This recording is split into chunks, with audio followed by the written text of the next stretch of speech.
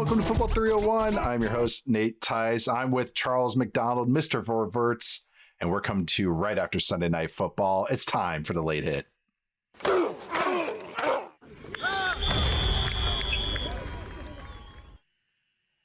right, we're coming to you live after a Seahawks butt whooping of the Washington Commanders, where they completely controlled the game.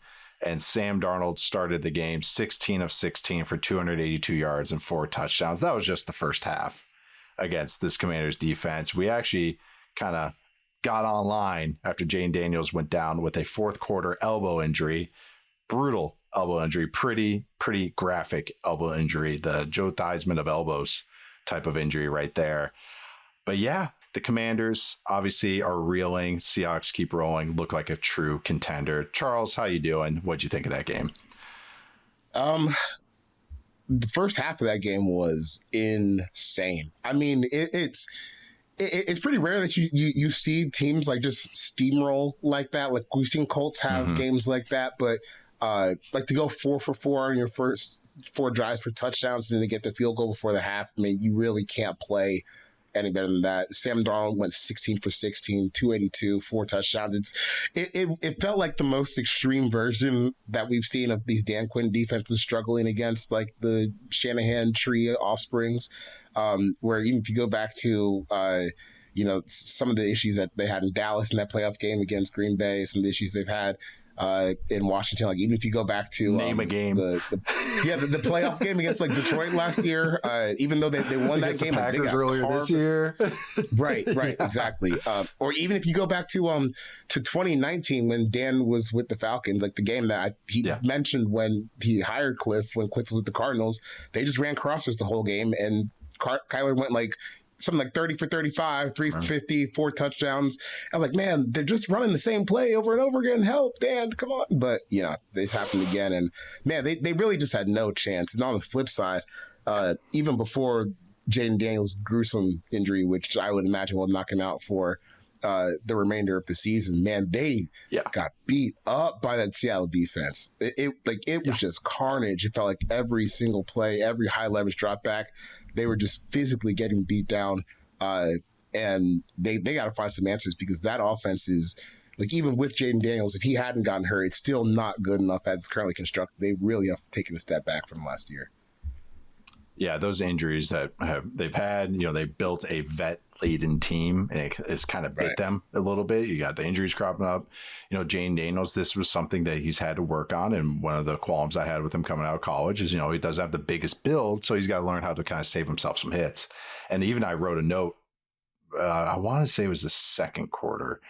It probably was the third, though, but anywhere in the middle of the game, and he took a hit where he was trying to scramble, and his head whipped back and hit the ground. And I was like, and I wrote the note, I said, Jayden Daniels has to learn to throw on the move more consistently. He's just taking too many hits, and it's really worrying me. On top of all the injuries that he's already had. And then of course he has this one, the dislocated elbow. But it was just, like you said, that Seahawks defensive line and that pass rush, oh my God.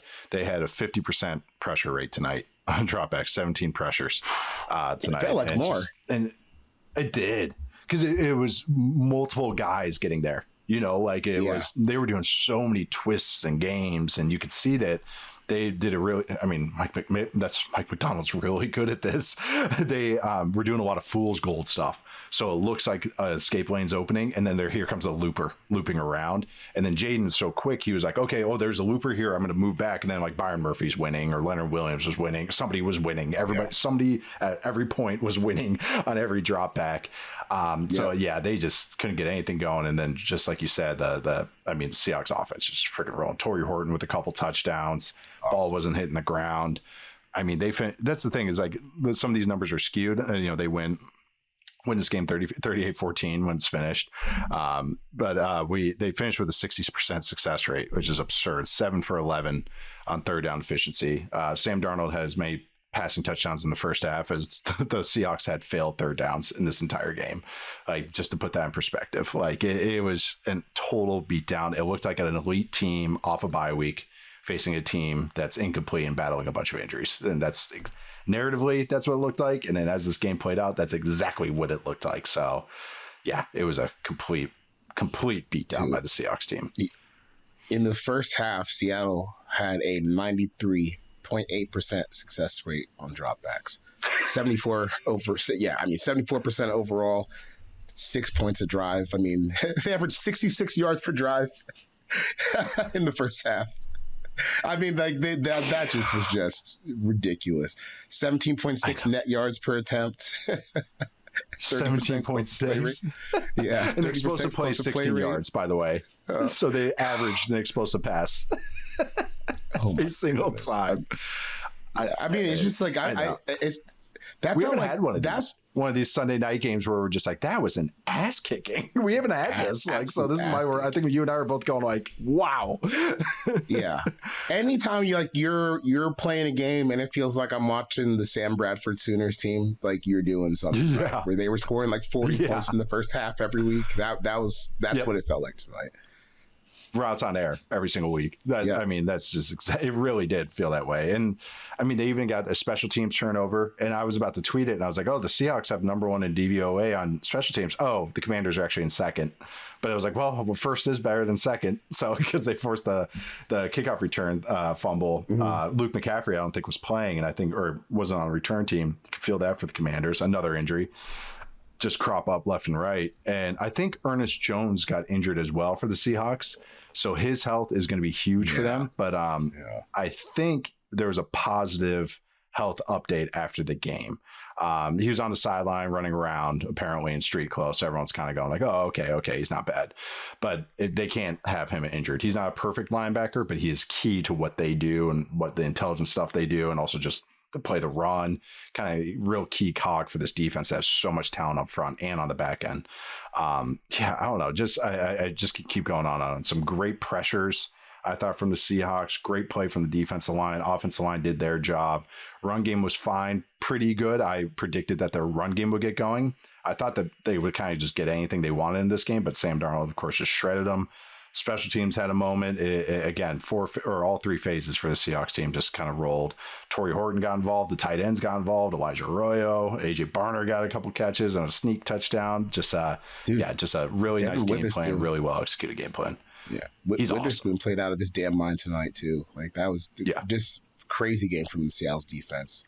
Crazy dominant. Crazy game. Yeah, they finished. Leonard Williams 4 pressures. Derek Hall 4 pressures. Just. I mean, I just can keep going on and on. But Commander side, like the Seahawks, to me, it's like, okay, I even said this with Matt when we did our power rankings. It's like, okay, to me, they were the cutoff team for the contenders. I call them the Intercontinental Champion. Like you either look at they're like the top of the middle class or the bottom of the top class. That's kind of how I view the Seahawks. And tonight, I'm just like, yep, I continue to feel that way. They got a whole bunch of interesting games. Cardinals, and then they got the Rams, which is going to be an awesome game. Then they go Titans, Vikings, Falcons, Colts. Ooh, Seahawks, Colts. I know we got that coming up. But the Commanders, I think, this is just a season from hell. And I was low on them going into the year because I like some of their moves, but I don't know. It just felt weird. They were going so vet heavy, who they re-signed, even like Bobby Wagner, and just the injuries cropping up. But it's just like, I don't know. They kind of made this bed. So I don't even know just where they go from here. They got the Lions, then the Dolphins, and the Broncos next. So it's not easy. I think they have a bye week in between the Dolphins and the Broncos game. But what do you feel about their future now? I mean, hopefully they've given up some picks as well. You know, the Tunsil trade. It's just they're a weird team to me right now. I don't know if you feel different. No, they're in a weird spot because. It kind of warps your expectations when you have that run to the NFC title game in year 1. Yeah. But I've said this before. I just think people need to remember, like, they picked 2nd overall in the draft that year. So, like, that team, the framework of that team is still there. Like, roster turnover happens that quickly in the NFL, but not like that quickly. So you're still trying to build. It's still going to take some time, but man, like it just feels like they've taken a step back. And even some of their free agency moves this summer felt like I'm not really sure what the vision is here, but they need like a mini teardown, I think, and to start like really stacking with some talent because they're pretty thin right now. And like you said, they've traded some draft picks to get here. Yeah, they don't have their 2nd rounder. And they don't have their 4th rounder. They're currently pick 10. They bumped your Falcons pick to the Rams down to 12 now. So congrats. For now. But for now. But yeah, that's the thing is this team needs depth. They need, I don't know. I actually like some of the O-line stuff. You know, Tunsil, of course, is over 30 and everything, but it's a tackle. Should age okay. So I like the O-line. Bill's a pretty fun running back, but I think they need running back depth as well.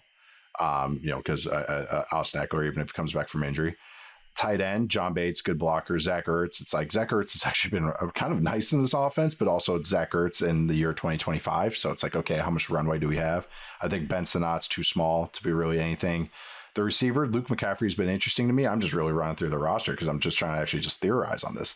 Like Luke McCaffrey is an interesting, like nice little auxiliary piece. I like him, kind of a glue guy. Debo's Debo, but Debo's getting old. Terry couldn't stay healthy this year, which was kind of, again, the contract dispute might have led to that, you know, not being or kind of getting ramped up.